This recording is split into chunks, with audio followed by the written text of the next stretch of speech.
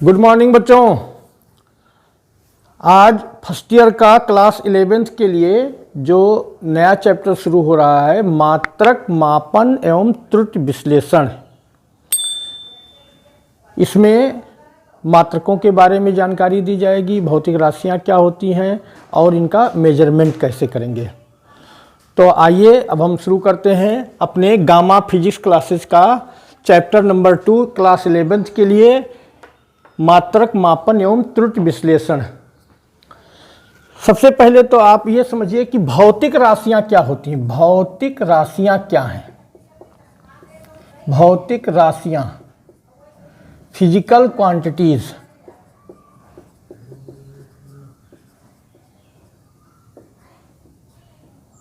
Physical quantities क्या होती हैं? देखिए, प्रकृति में घटित होने वाली कोई भी भौतिक परिघटना जो किसी निश्चित संख्या द्वारा प्रदर्शित की जा सके और डायरेक्ट या इनडायरेक्ट किसी भी विधि द्वारा इसका मेजरमेंट हो सके, ऐसी परिघटना को भौतिक राशि कहते हैं। जैसे उदाहरण देंगे, मान लीजिए कि सूर्योदय हुआ, तो सूर्योदय कितने बजे हुआ, एक निश्चित संख्या द्वारा व्यक्त हो गया। सूर्यास्त कितने बजे हुआ। आंधी आई, मान लीजिए इस समय आंधी आ जाती है, आंधी आई तो हवा की स्पीड कितनी थी, वो निश्चित संख्या हो गई। भूकंप आया तो रिक्टर स्केल पर इसका मापन कितना था। तो एक निश्चित राशि द्वारा इसको व्यक्त किया जा सके और इन सब चीज़ों का कोई डायरेक्ट या इनडायरेक्ट तरीके से मेजरमेंट हो सकता है। तो ये सभी राशियां भौतिक राशियां कहलाती हैं। भौतिक राशियों के लिए दो बातों का होना आवश्यक है। नंबर एक, इनके लिए कोई मात्रक चाहिए, मात्रक प्रकट करने के लिए, और नंबर दो, इनका कोई निश्चित न्यूमेरिकल वैल्यू होना चाहिए, आंकिक मान होना चाहिए। मात्रक और आंकिक मान दो चीज़ों की रिक्वायरमेंट है। अब मात्रक क्या होता है बच्चों, ये समझिए। मात्रक एक ऐसा सर्वमान्य मानक है। सर्वमान्य का मतलब ये हुआ कि वो हर जगह माना जाए। जैसे मान लीजिए कि ये मार्कर है, इसकी लंबाई मान लीजिए कि 8 सेंटीमीटर है, तो 8 सेंटीमीटर हम यहाँ अपने यहाँ मेजर करें, 8 सेंटीमीटर आए, ये किसी दूसरे देश जैसे अमेरिका में मेजर किया जाए तो वहाँ भी 8 ही सेंटीमीटर हो। ये किसी और अन्य जगह पर या अन्य स्थान पर ले जाकर मेजर किया जाए, जगह बदल दिया जाए तो वहाँ भी ये नहीं कि हमारे यहाँ का के मापन में ये 8 सेंटीमीटर, किसी दूसरे यहाँ के मापन में ये 50 सेंटीमीटर आ जाता है। किसी तीसरी स्थान पर कोई तीसरी जगह बात करता है तो कहता है हमारे यहाँ तो 1 सेंटीमीटर यही मान लिया जाता है। तो ऐसा नहीं होना चाहिए। सर्वमान्य का मतलब हर जगह वही चीज़ चल रही है, वही एक्सेप्टेबल है। तो मात्रक एक ऐसा सर्वमान्य मानक है जो उस संदर्भ की अन्य राशियों के लिए एक तुलना के लिए प्रयुक्त होता है, कंपैरिजन किया जाता है। मात्रक एक ऐसा सर्वमान्य मानक है जिसका उपयोग उस संदर्भ की अन्य राशियों में तुलना के लिए प्रयुक्त करते हैं। इसी का तुलना के लिए प्रयुक्त किया जाता है। जैसे मान लीजिए, तुलना का मतलब ये हुआ कि अगर ये 8 सेंटीमीटर है तो 1 सेंटीमीटर का 8 गुना है। ये तुलना हो गई। 1 सेंटीमीटर एक सर्वमान्य मानक हो गया और उसका ये 8 गुना है, तो तुलना के लिए प्रयुक्त होता है। मात्रक एक ऐसा सर्वमान्य मानक है जिसका उपयोग उस संदर्भ की राशियों के लिए तुलना में प्रयुक्त किया जाता है, तुलना करते हैं उसकी। और संख्यात्मक मान क्या है, आंकिक मान या संख्यात्मक मान क्या है? संख्यात्मक मान द्वारा इस बात का पता चलता है कि वह सर्वमान्य मानक उस राशि में कितने बार शामिल है। जैसे 8 सेंटीमीटर है तो सर्वमान्य मानक सेंटीमीटर इस राशि में इसकी लंबाई में 8 बार शामिल है। कितनी बार, वो कितने टाइम्स है, कितने गुना है, कितनी बार शामिल हो जाता है। तो भौतिक राशियों के लिए मात्रक और आंकिक मान दो चीज़ों का होना जरूरी है। ठीक। अच्छा, अब देखिए, भौतिक राशियों के लिए वर्गीकरण किया गया है। भौतिक राशियों का वर्गीकरण किया गया और इसके आधार पर उनका मात्रकों का भी वर्गीकरण कर दिया गया। भौतिक राशियों तथा मात्रकों का वर्गीकरण कर दिया गया। बच्चों, मात्रकों का वर्गीकरण हुआ। भौतिक राशियों का और उनके मात्रकों को वर्गीकृत कर दिया गया। देखिए, भौतिक राशियों को दो वर्गों में बांट दिया गया। एक वर्ग जो है वो मूल राशियां कहलाई, मूल राशियां, और इनके मूल राशियों के मात्रक को मूल मात्रक कह दिया गया, मूल मात्रक। तो भौतिक राशियों को दो वर्गों में बांटा गया। एक वर्ग है मूल राशियां और इन मूल राशियों के मात्रक को मूल मात्रक कह दिया गया, और दूसरे वर्ग को व्युत्पन्न राशियां कहा गया। क्या कहा गया बच्चों? व्युत्पन्न राशियां, व्युत्पन्न राशियां, और इनके मात्रकों को व्युत्पन्न मात्रक। तो ये फंडामेंटल क्वांटिटी है, फंडामेंटल कहते हैं, फंडामेंटल, और इसके मात्रक फंडामेंटल क्वांटिटी, और ये फंडामेंटल यूनिट हो गई।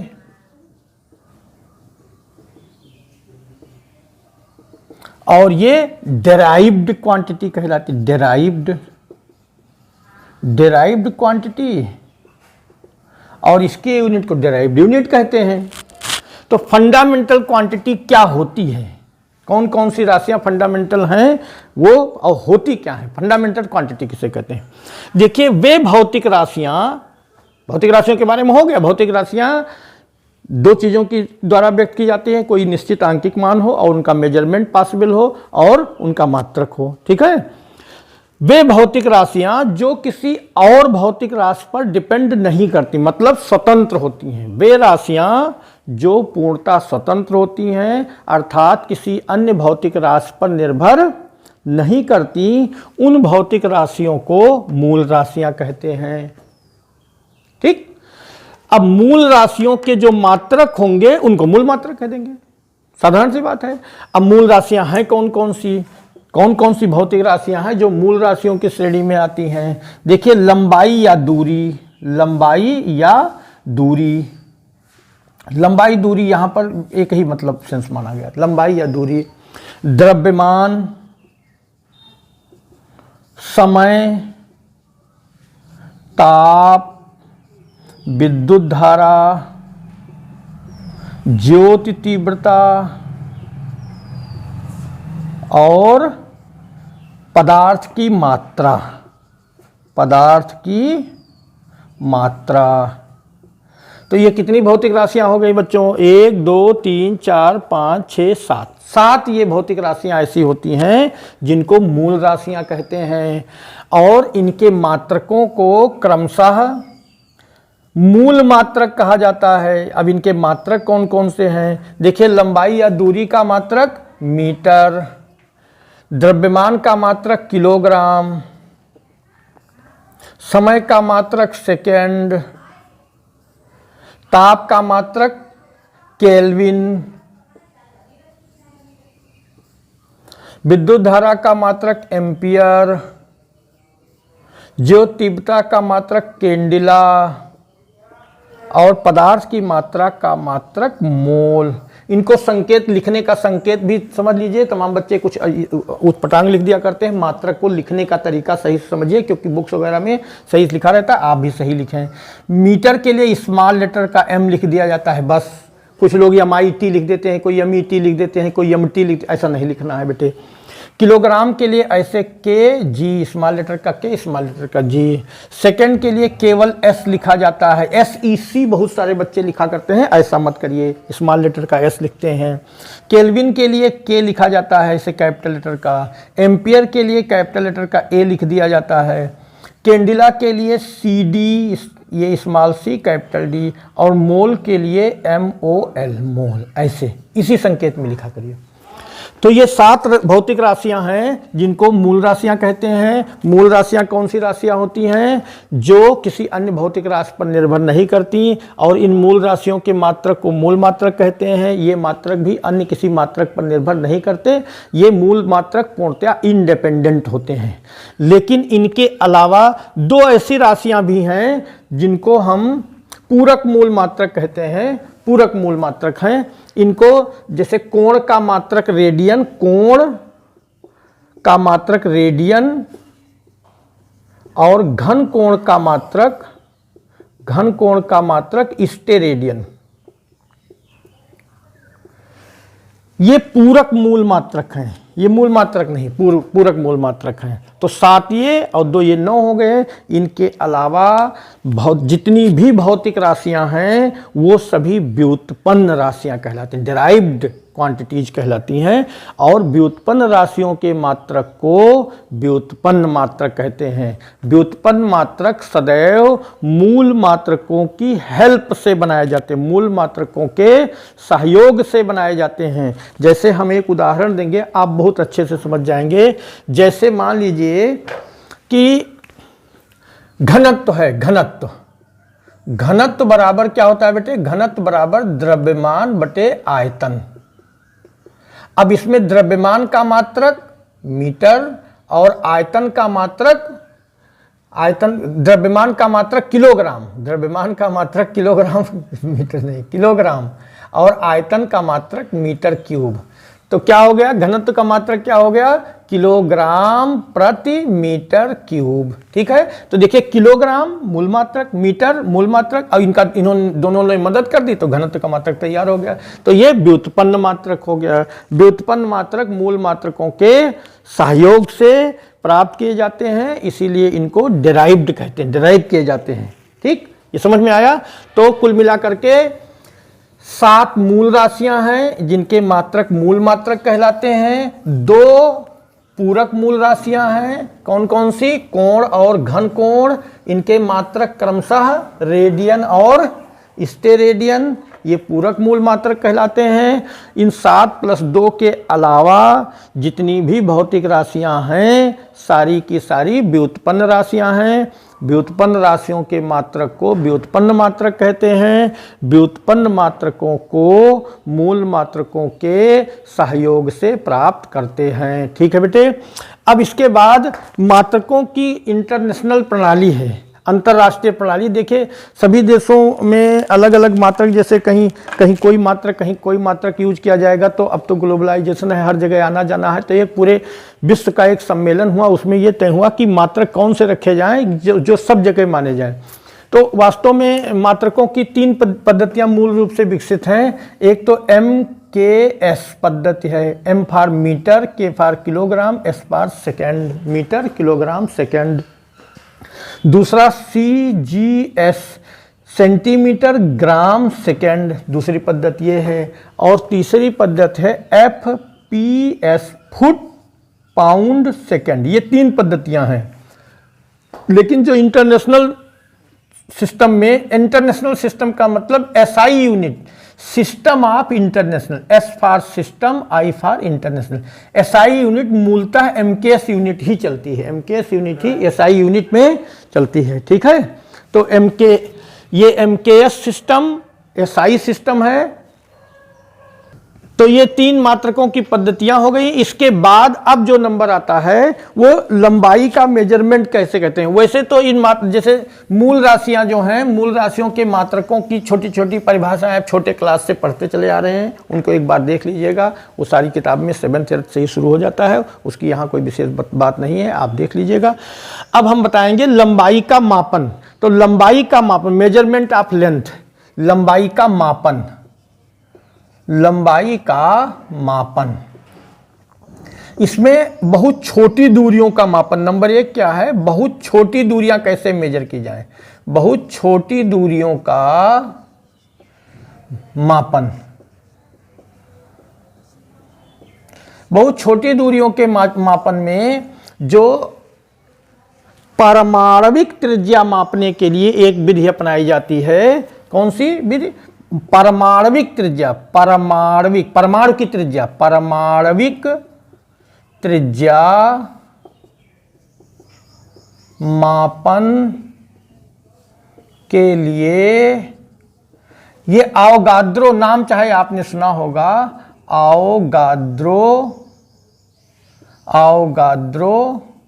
परिकल्पना का उपयोग, आवोगाद्रो परिकल्पना, आवोगाद्रो हाइपोथेसिस का उपयोग किया गया। परमाणविक त्रिज्या के मापन में आवोगाद्रो हाइपोथेसिस का उपयोग किया गया। तो वो क्या है, कैसे परमाणुओं की त्रिज्या मेजर करेंगे, इसके बारे में बताएंगे बेटे। थोड़ा ध्यान देकर समझना, ये थोड़ा टेक्निकल टाइप का है। देखिए, आवोगाद्रो संख्या जानते होंगे आप। आवोगाद्रो संख्या को कैपिटल लेटर का n से डिनोट करते हैं और इसका मान होता है 6.023 इंटू 10 की पावर 23। आवोगाद्रो संख्या को कैपिटल एन से रिप्रेजेंट किया जाता है और इसका मान कितना होता है 6.023 इंटू 10 की पावर 23।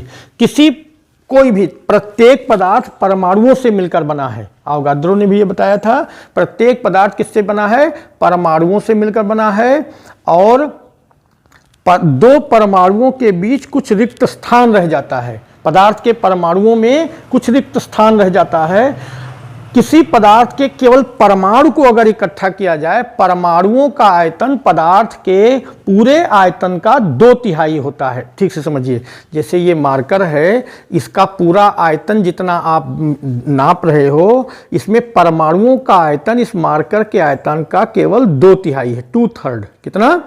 2/3 होता है।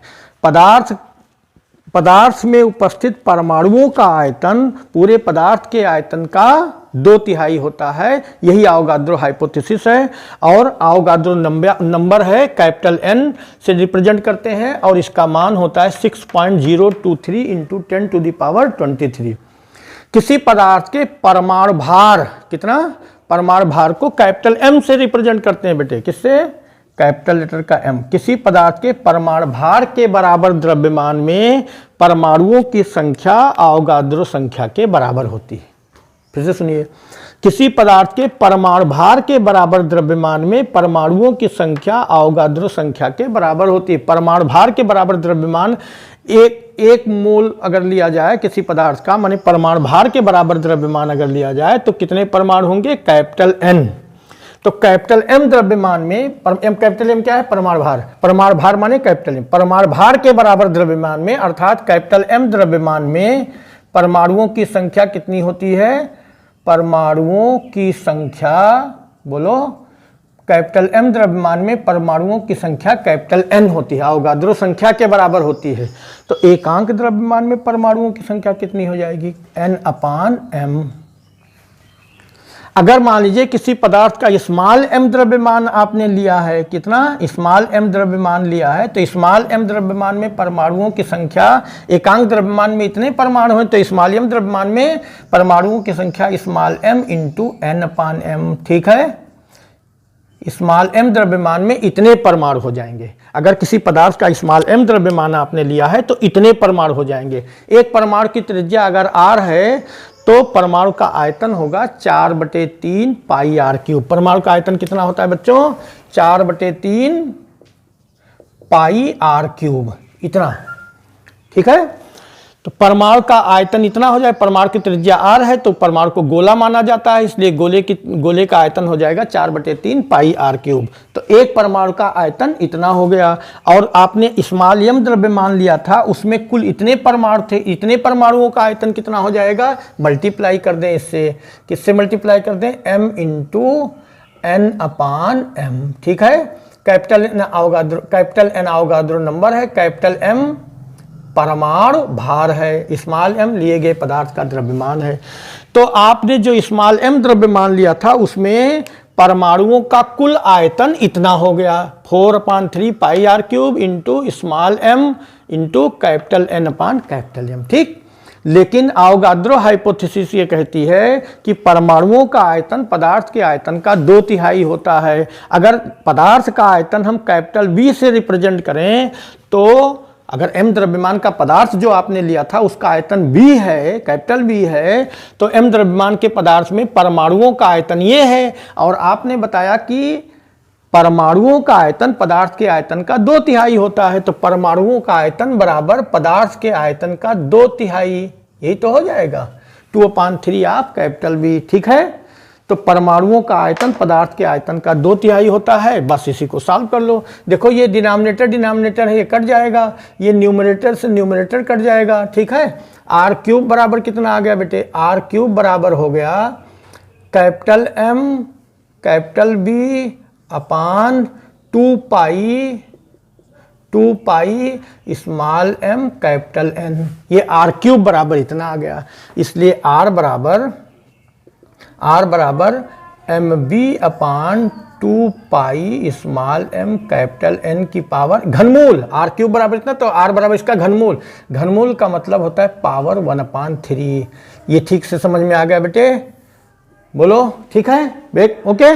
हाँ, तो क्या तय हुआ, ये एक विधि आ गई कि परमाणुओं की त्रिज्या नापने में आवोगाद्रो की परिकल्पना का उपयोग किया जाता है, ठीक है।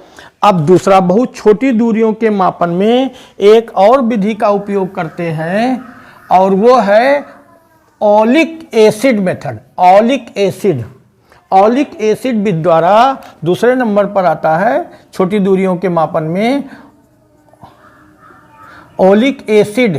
ओलिक अम्ल विधि द्वारा किसी अणु का आकार ज्ञात करना, अणु का व्यास ज्ञात करना। ओलिक एसिड मेथड द्वारा, ओलिक एसिड विधि द्वारा अणु का व्यास ज्ञात करना, अणु का आणविक व्यास, अणु का व्यास ज्ञात करना। इसको ठीक से समझ लीजिए। देखिए, ओलिक एसिड के जो अणु होते हैं वो सामान्य अणुओं से थोड़ा बड़े होते हैं, तो ओलिक एसिड के एक अणु का व्यास ज्ञात करने के लिए हम ये मेथड उपयोग करते हैं। करते क्या है, इसमें 1 घन सेंटीमीटर ओलिक एसिड लेते हैं, कितना 1 सेंटीमीटर क्यूब ओलिक एसिड लेते हैं और उसको 20 घन सेंटीमीटर एल्कोहल में मिला देते हैं। 1 घन सेंटीमीटर ओलिक एसिड, 20 घन सेंटीमीटर एल्कोहल, तो ये जो मिश्रण बनकर तैयार हुआ इसमें ओलिक एसिड की मात्रा 1/20। अब इस मिश्रण का फिर से 1 घन सेंटीमीटर ले लेते हैं, कितना 1 घन सेंटीमीटर, ये जो मिक्सचर बना है इसका 1 घन सेंटीमीटर निकाल लेते हैं और इसको फिर से 20 घन सेंटीमीटर एल्कोहल में, उस 1 घन सेंटीमीटर को 20 घन सेंटीमीटर अलग एल्कोहल में फिर मिला देते हैं। तो अब ओलिक एसिड की जो सांद्रता हो गई 1/20, तो पहले वाले मिश्रण में ही थी और उसमें से 1/20 वाले में से 1 घन सेंटीमीटर निकालकर 20 घन सेंटीमीटर एल्कोहल में मिला दिया गया, तो ओलिक एसिड की सांद्रता हो गई, ओलिक एसिड की सांद्रता कितनी हो गई बेटे, सांद्रता कंसंट्रेशन ऑफ ओलिक एसिड हो गई 1/20 पहले थी और 1/20 फिर हो गया, तो 1/20 इंटू 1/20 कितना बराबर 1/400 ओलिक एसिड प्रति एल्कोहल, एल्कोहल की मात्रा ज्यादा है, ठीक। 1/400 उसकी सांद्रता हो गई। जो नया विलयन तैयार हुआ इसमें ओलिक एसिड की सांद्रता 1/400 हो गई। अब इसको एक सपाट ट्रे लेते हैं, समतल सपाट ट्रे लेकर के, और इस पर लाइकोपोडियम पाउडर की हल्की लेयर डाल देते हैं। उस ट्रे में पानी भरकर, उस ट्रे में पानी भर देते हैं, पानी इसलिए भर देते हैं पानी की लेयर हर तरफ बराबर रहेगी, और उसके ऊपर लाइकोपोडियम पाउडर की हल्की परत बिछा देते हैं, हल्का सा पाउडर डाल देते हैं।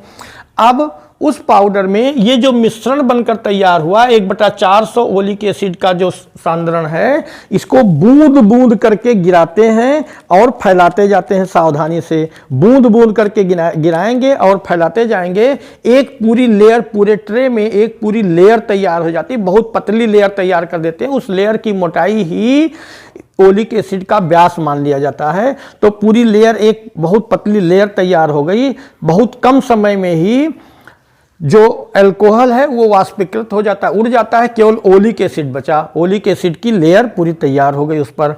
अब उस लेयर का जो बहुत सावधानी से ट्रेसिंग पेपर और ग्राफ पेपर की सहायता से बहुत सावधानी से उस जो पूरी लेयर ट्रे पर बनकर तैयार हो गई है उसका क्षेत्रफल ज्ञात कर लेते हैं। क्षेत्रफल ज्ञात कर लेते हैं और उसकी कितनी मोटाई तक लेयर है उसकी मोटाई ज्ञात कर लेते हैं। तो मान लीजिए कि क्षेत्रफल हो गया, उस ट्रे में जो ओलिक एसिड फैलाया गया उसका क्षेत्रफल है a और उसकी मोटाई है t। तो आयतन कितना हो जाएगा बेटे, आधार का क्षेत्रफल गुणे ऊंचाई at आयतन हो गया। किसका आयतन हो गया है, ओलिक एसिड का आयतन हो गया, ये ओलिक एसिड ही रह गया है, ठीक। और मान लो n बूंदें आपने गिराई थी, n बूंदें, n बूंदों का आयतन हो जाएगा NB, जहां V द्रव की एक बूंद का आयतन है, लेकिन जो द्रव डाला गया है उसमें ओलिक एसिड की जो सांद्रता है वो 1/400 है। तो ओलिक एसिड का आयतन हो जाएगा NB × 1/400। ठीक है बेटा। तो ट्रे में जो लिक्विड पड़ा हुआ है, जो लेयर पड़ी हुई है, उसका आयतन है 80 और बूंद के हिसाब से देखा जाए तो n बूंदें डाली गई हैं। ओलिक एसिड का आयतन हो गया NB × 1/400। इसका मतलब ये दोनों मान बराबर होंगे। T बराबर कितना आ गया? NB/400A। ये जो T आया ये थिकनेस है, मोटाई है। जो द्रव डाला गया था ट्रे के ऊपर, जो पानी भरने के बाद जो द्रव डाला गया था, मिक्सचर जो डाला गया था, उसकी थिकनेस है। उस मिक्सचर में से एल्कोहल तो उड़ चुका है। तो जो T है थिकनेस, वो ओलिक एसिड का व्यास है। और ओलिक एसिड का व्यास, वही द्रव की मोटाई ही ओलिक एसिड का व्यास हो जाएगा। यहाँ पर N बूंदों की कुल संख्या है वो गिन लिया गया है। B एक बूंद का आयतन है और A क्षेत्रफल है ट्रे का। तो इस प्रकार छोटी दूरियों के मापन की 2 विधियां हो गई। बस आज का वीडियो इतना ही रहेगा। धन्यवाद। तैयारी करिए और शेयर करिए, मैक्सिमम अपने फ्रेंड्स में शेयर करिए। ओके।